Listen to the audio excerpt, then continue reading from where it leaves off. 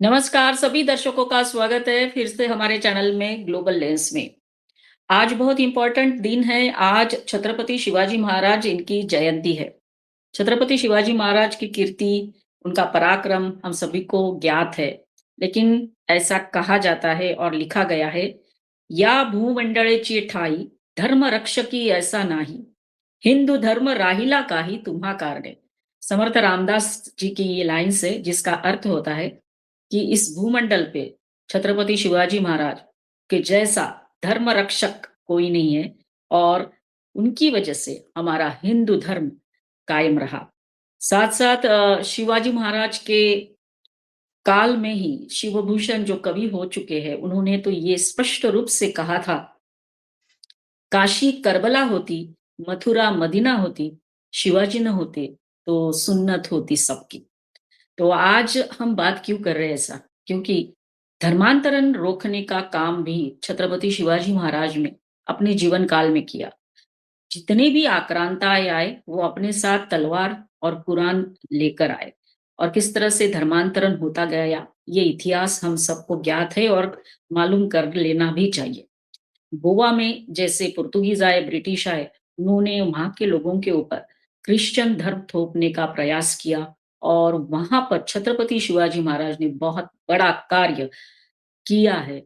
और इसीलिए कहते हैं कि धर्म रक्षकी तो आप जैसा कोई नहीं। तो मैं आज ये बात क्यों कर रही हूँ? क्योंकि आज भी इस प्रॉब्लम से हम छूटे नहीं हैं, जिस तरह से धर्मांतरण हो रहा है, चाहे वो इस्लाम में हो, चाहे वो क्रिश्चियन में हो। और ज़्यादातर जो टारगेट्स इन लोगों ने किए हैं, पर्टिकुलरली जब क्रिश्चियनिटी की बात होती है, तो आदिवासी लोगों या ट्राइबल एरिया है, उनको इन्होंने टारगेट बनाया।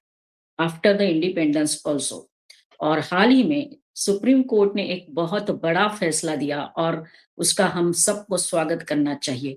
वो कौन-सा फैसला था और किस बात के लिए छत्तीसगढ़ के हाई कोर्ट में एक याचिका दाखिल की गई थी, इसी के बारे में आज हम चर्चा करेंगे। और चर्चा के लिए आज हमने आमंत्रित किया है राजनीतिक विश्लेषक देवेंद्र कुमार सर को।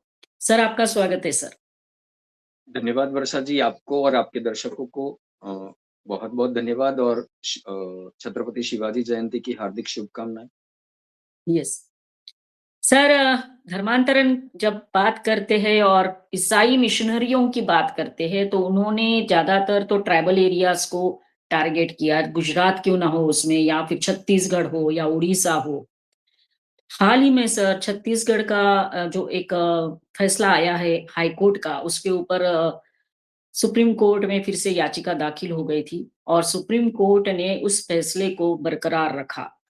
अपने गांव में ईसाई मिशनरियों की एंट्री बैन करना जनजातीय लोगों का अधिकार है, ऐसा करके सुप्रीम कोर्ट ने भी कहा है। तो सर, आप इस मामले में क्या बताएंगे? देखिए ऐसा है कि करीब-करीब हम ऐसा मानते हैं कि अंग्रेज आए, उनके साथ ही मिशनरीज़ भी आए, परंतु मिशनरीज़ अंग्रेज़ों से पहले ही आ चुके। हाँ। सबसे पोर्तुगीज़ आए, सबसे पहले पोर्तुगीज़ आए और गोवा में पोर्तुगीज़ों ने जो धर्मांतरण करके और जो नहीं कर रहे थे, उनके ऊपर जो अत्याचार किए, खासकर गोवा में। इंक्विज़न जो उन्होंने इंक्विज़न वहाँ पर किया, किस प्रकार से महिलाओं को प्रताड़ित किया गया, पुरुषों को प्रताड़ित किया गया, जो धर्मांतरित नहीं हो रहे थे, उनके साथ क्या हुआ, ये आज तक आज तक इतिहास के पन्नों में करीब-करीब लिखा भी नहीं गया। यस। कहते हैं कि वो पूरा जला चुके हैं वो लोग। वो जब यहाँ से गए, तो ये पूरा का पूरा इतिहास मिटा कर गए। हम्म। और बहुत सारे ऐसे हमारे देश के विद्वान हैं, धर्मनिष्ठ हैं, संस्कृतिनिष्ठ लोग जो थे, महापुरुष जो थे, उन्होंने ये कहा है कि धर्मांतरण से राष्ट्रांतरण होता है। यस। क्योंकि अ, व्यक्ति जब धर्मांतरित होता है, तो ज़्यादातर जैसे आपने भी बताया कि धर्मांतरित होने कौन करता है? भारत में जन्मा कोई भी धर्म, कोई भी परंपरा, कोई भी पंथ, कोई भी उपासना पद्धति, वैसे धर्म हम मानते नहीं है, धर्म हमारे यहाँ पर धारयति इति धर्मः, यानी जो मेरा कर्तव्य है, उसे हम धर्म मानते हैं। उपासना पद्धति को नहीं मानते। केवल उपासना पद्धति धर्म का एक अंग है, हुँ, वही केवल धर्म नहीं है, परंतु जो पश्चिम से आया है, उसमें केवल उपासना पद्धति ही धर्म है। केवल एक धर्म पुस्तक है उनका। हमारे यहाँ पर 4 वेद हैं, उपनिषद हैं, ब्राह्मण ग्रंथ हैं, अरण्यक हैं, श्रीमद् भगवत गीता है और आप कुछ इतने ग्रंथ हैं, हमने हमारे ग्रंथों पर मीमांसा करने के लिए कभी भी किसी को रोका तक नहीं। यहाँ पर जो पश्चिम से आया है, उसमें इतनी संकीर्णता है कि आप हमारी किताबों पर कुछ बोल भी नहीं सकते, हमारी मान्यताओं को आप उस पर कोई टिप्पणी तक नहीं कर सकते। वो जैसी हैं जस के तस ही रहेगी, चाहे विश्व कितना भी आधुनिक क्यों ना हो। तो परंपराएँ जो हैं यहाँ की, संस्कृति जो है वो परंपराओं से बनी, परंपराओं से जो चला, वो संस्कृति का एक प्रवाह था। जब व्यक्ति धर्मांतरित होता है, मैं उसे धर्मांतरित नहीं कहूँगा, वो पंथांतरित होता है। वो जब अपनी उपासना पद्धति बदलता है, तो उपासना पद्धति के साथ-साथ वो परंपराओं को भी बदलता है। वो ये संस्कृति से विमुख होता है। उसकी जड़ें धीरे-धीरे, धीरे-धीरे करके राष्ट्र के जो प्रवाह से काटी जाती हैं। आपको यस, मंदिर नहीं जाना है, आपको इस देश में जो अनेकों वर्षों से चली आ रही उत्सवों की पद्धति है, आपको उसे नहीं मानना है। यहाँ पर हम भूतों के मानने वाले कोई उत्सव नहीं मनाते, परंतु आपको हैलोवीन डे मनाना पड़ेगा। यस, यहाँ पर हम प्रेम को कृष्ण और राधा के प्रेम की अनेक बातें हैं, परंतु आपको कृष्ण राधा की बात नहीं करनी है, आपको वैलेंटाइन की बात करनी पड़ेगी। यस, तो ये जो है, ये सीधा-सीधा व्यक्ति और उसका पूरा का पूरा कुटुंब और आने वाली उसकी पीढ़ियाँ, वो इस जो ये जो देश का प्रवाह है, ये जो राष्ट्र की संस्कृति, परंपराएँ हैं, उससे विमुख कर दिया जाता है। तो अंत में जो होता है इससे, ये पंथांतरण जो होता है, उससे वो राष्ट्रांतरित हो जाता है। उस व्यक्ति की, उस कुटुंब की जो अ आप कहें कि वफ़ादारी जो है, निष्ठा जो है, वो इस राष्ट्र से हटकर किसी अन्य राष्ट्र पर चली जाती है। तो ये यस, राष्ट्रांतरण हो जाता है। यस, मैं आपको बताऊँगा वीर सावरकर ने कहा था कि जिसका धर्म परिवर्तित होता है, वह उसका राष्ट्र भी परिवर्तित हो जाता है। हाँ सर, स्वामी विवेकानंद जी ने कहा था कि एक हिंदू का धर्मांतरण होना केवल एक व्यक्ति कम होना नहीं है, परंतु राष्ट्र का एक शत्रु में इजाफा होना है। राष्ट्र का एक शत्रु बढ़ता है। महात्मा राइट, गांधी ने कहा था कि अगर मेरे पास कायदा बनाने की, नियम बनाने की सत्ता है, तो मैं सरमुख हथियार हूँ। देखिए, गांधी जी कहते हैं कि अगर मेरे पास ये सत्ता है कि मैं कायदा बना सकूँ, मैं कानून बना सकूँ और मैं सरमुख हत्यार हूँ, तो मैं धर्मांतरित धर्मांतरण के सारे कार्यों को बंद करवा दूँगा।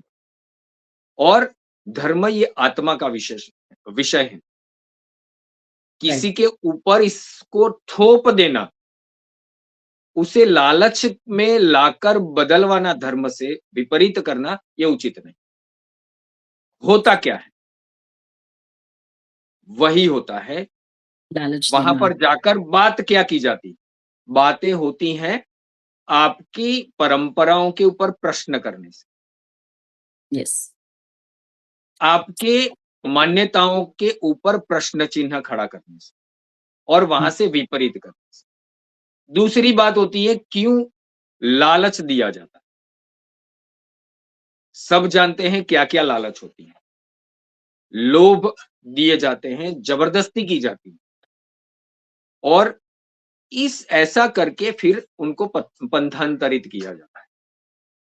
तो इस प्रकार से और इसमें मैं अगर आपको बताऊँ तो खास करके जो ट्राइबल हमारे विस्तार हैं वनवासी क्षेत्र हैं, आदिवासी क्षेत्र हैं, वहाँ पर पैसा एक्ट है। यस, पैसा है। एक्सटेंशन टू शेड्यूल एरियाज़ ये जो पैसा एक्ट है, ये उनको परोक्ष रूप से धर्मांतरित होने से बचाता भी।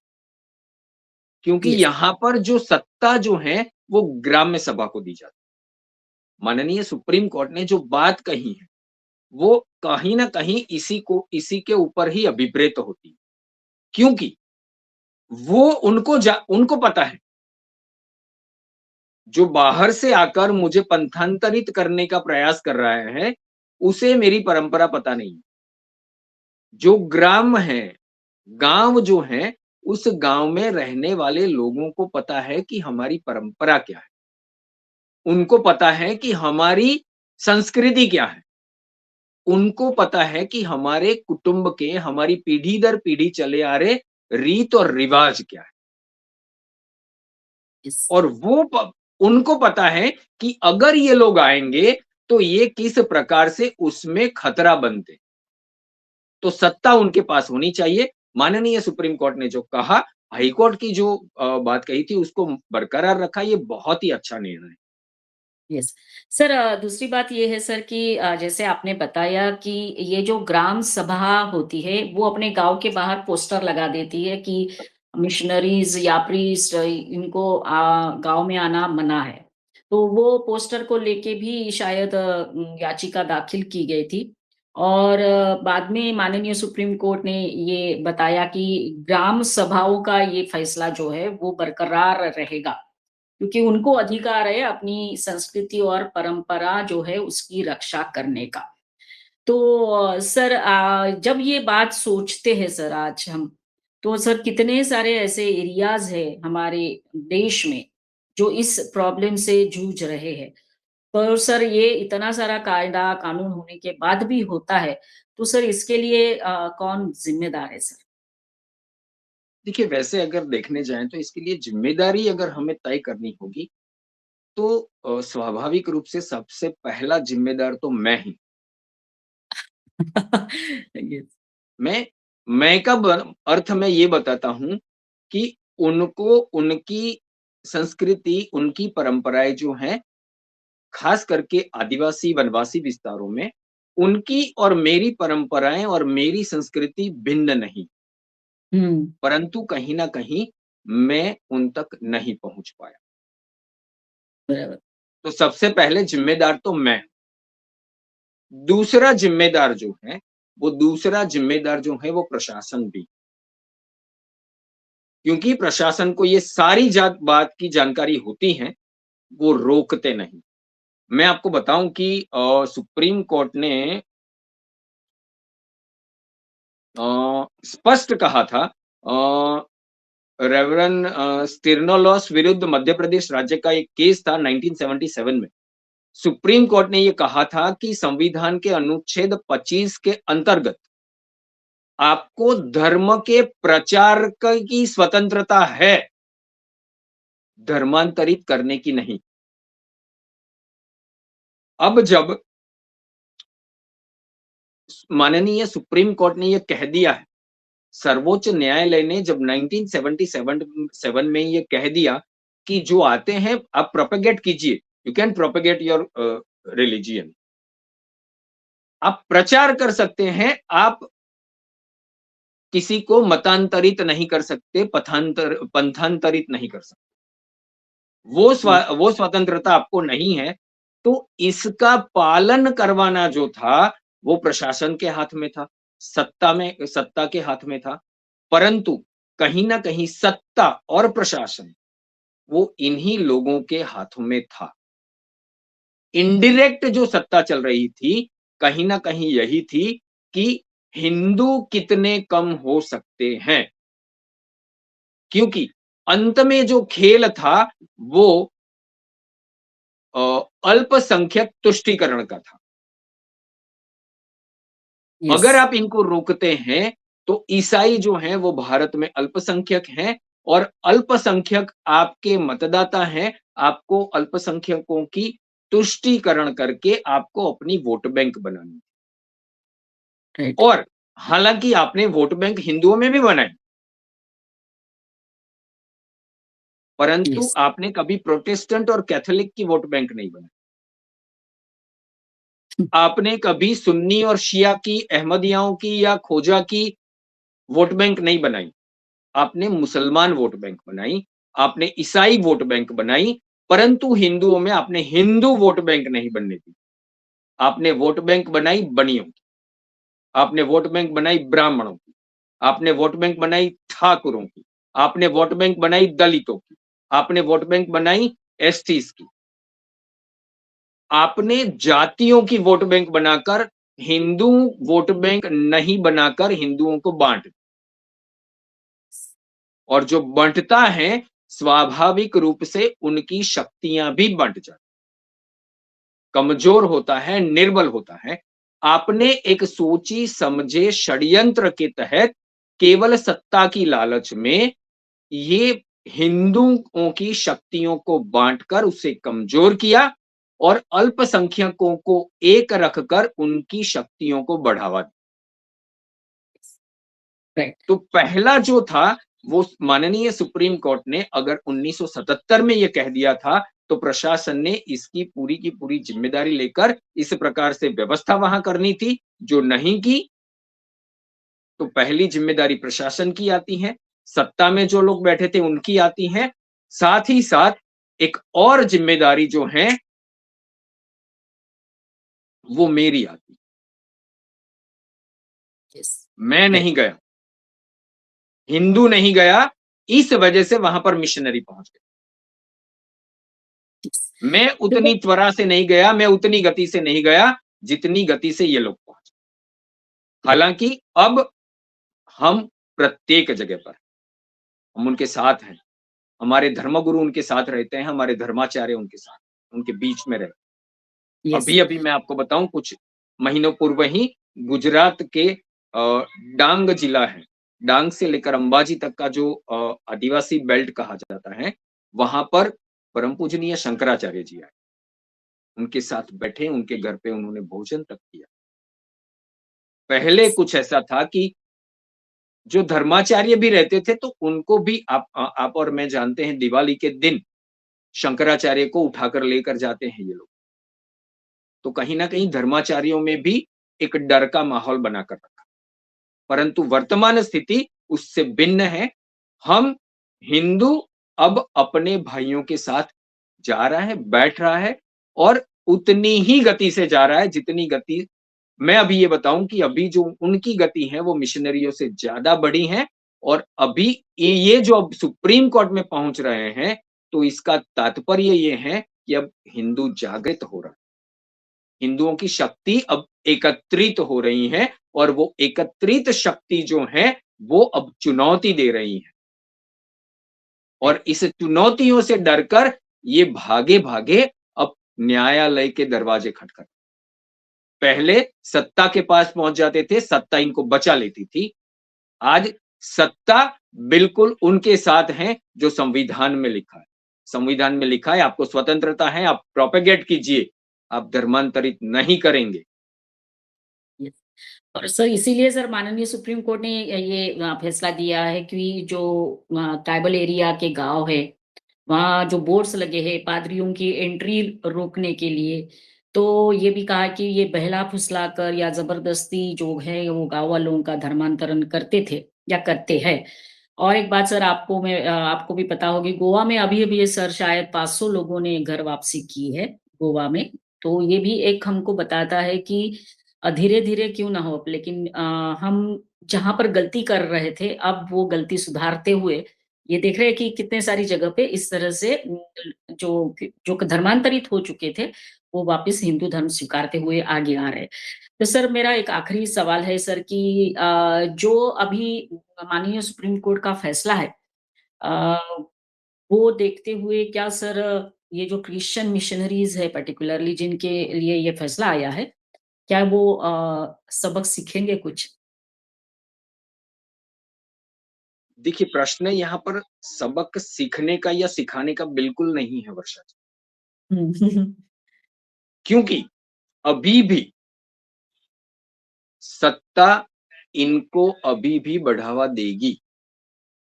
जो पॉलिटिकल पार्टियाँ हैं, जो तुष्टिकरण जो करती है। जिन्होंने तुष्टीकरण किया और इनकी एक वोट बैंक बनाई, ये जहाँ-जहाँ पर भी सत्ता में बैठे हैं, आप देख लीजिए, तमिलनाडु में क्या हो रहा है, केरला में क्या हो रहा है, आप झारखंड देख लीजिए, गुजरात में काफ़ी कंट्रोल है, राजस्थान में अब कंट्रोल आ रहा है। महाराष्ट्र में देखिए, हमारे संतों को वहाँ पर पीट-पीट कर मार दिया गया। वो वही बेल्ट था जहाँ पर धर्मांतरण होते। तो यस। अभी देखिए हिंदू किसी को ना सबक सिखाता है, ना किसी को सबक देता है। हिंदू विचार जो हैं, वो केवल और केवल आँखें खोलता है। वो आत्मनिरीक्षण सिखाता है। मुझे ये स्वाभाविक रूप से ये भारतीय परंपराओं से सर्जित बंधारण जो है, भारत का संविधान जो है, जिनकी जिसकी आत्मा भारतीय है, उस भारतीय बंधारण ने इनको आत्मनिरीक्षण का ये मौका दिया है कि आप आत्मनिरीक्षण कीजिए, आप जोर जबरदस्ती से, लोभ लालच से मतांतरित करते हैं, पंथांतरित करते हैं, आपको ये सोचना होगा। आप आत्मनिरीक्षण कीजिए, आप ऐसे नहीं जाएँगे। अगर आप गए, तो हम आपको जो संविधान की अनुसूचियाँ हैं, उसी के हिसाब से रोकने के लिए अब हम खड़े हैं। तो ये उनके लिए आत्मनिरीक्षण का प्रश्न है कि आत्मनिरीक्षण कीजिए, प्रोपेगेट कीजिए, हमें कोई समस्या नहीं है।